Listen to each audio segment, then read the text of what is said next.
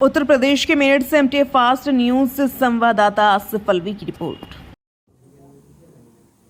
जी आज मेरठ आना हुआ है और अभी देख रहे हैं कि आप बद्रीनाथ से आ रहे हैं, तो वहाँ कपाट भी खुल चुके हैं। क्या आप संदेश देना चाहेंगे, क्या आप कहना चाहेंगे?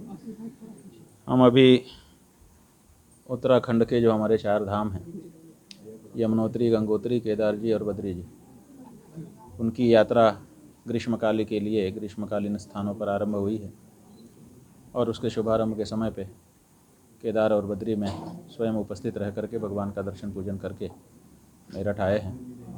वहाँ का वातावरण बहुत अच्छा है, मौसम खूब अच्छा है, रास्ते भी लगभग ठीक ही हैं और जो प्रशासन है वहाँ का मंदिरों का वो भी तत्पर दिखाई दे रहा है आगंतुकों की सेवा के लिए, और भगवान तो वहाँ पर दिव्य दर्शन दे ही रहे हैं।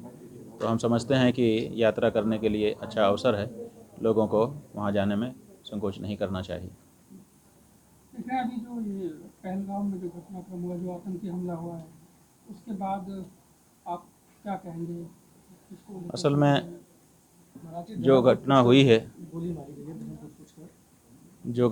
है जैसा कि आप कह रहे हैं कि गोली धर्म पूछ करके मारी गई है, तो इसका मतलब है कि ये हमला न केवल भारत के ऊपर बल्कि हम हिंदुओं के ऊपर भी किया गया है, और इसीलिए अब हिंदुओं को अपनी रक्षा के लिए क्या योजना हो उसकी, ताकि वो जहाँ रहे वहाँ सुरक्षित रह सके, इस बारे में गंभीर चिंतन करने और तदनुरूप व्यवस्था बनाने की आवश्यकता है।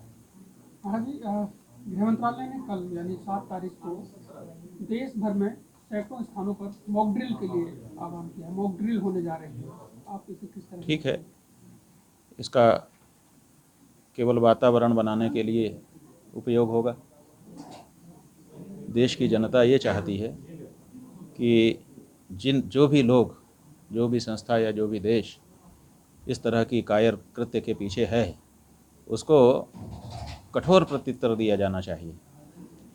तो अब देश की जनता अपनी सरकारों से प्रतीक्षा कर रही है कि वो कुछ करेंगी।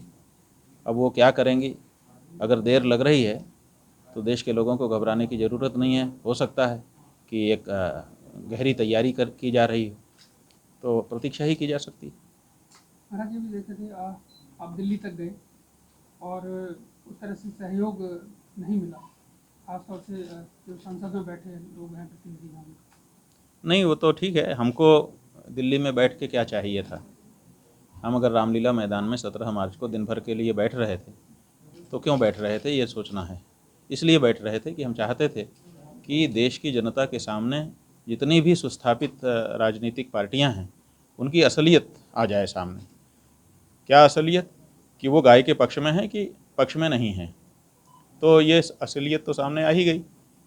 हमको नहीं बैठने दिया, उन्होंने अनुमति निरस्त कर दी, फिर हमको सड़क पर रोक लिया, फिर हमको घुमाते रहे। ये सब जो किया उन्होंने, इन सब से क्या निकल के आया? यही निकल के आया ना कि गाय के बारे में वो गौ हत्या बंदी और गौ माता को सम्मान देने के मामले में खड़े नहीं होना चाहते। वो चाहते हैं कि जैसे 78 साल से हमने गौ हत्या भी जारी रखी है और गौ भक्तों का वोट भी लेते रहे हैं, यही हम आगे करते रहें।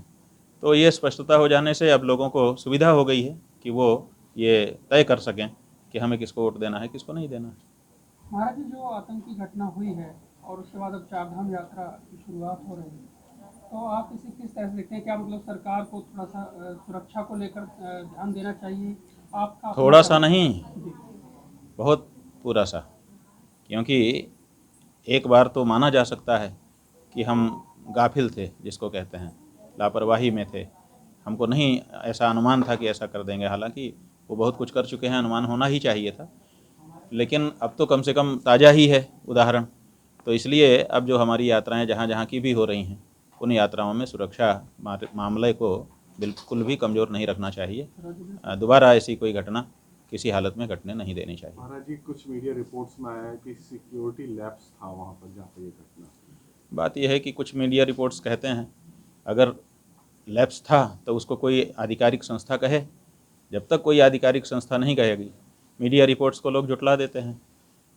मीडिया रिपोर्ट तो हर चीज़ की रहती है, ये बात सही है कि कुछ मीडिया खोज खबर रखती है और वो कहीं ना कहीं सच को कहती रहती है, लेकिन उसकी जो आवाज़ है बहुत धीमे से केवल उल्लेख करने के लिए होती है।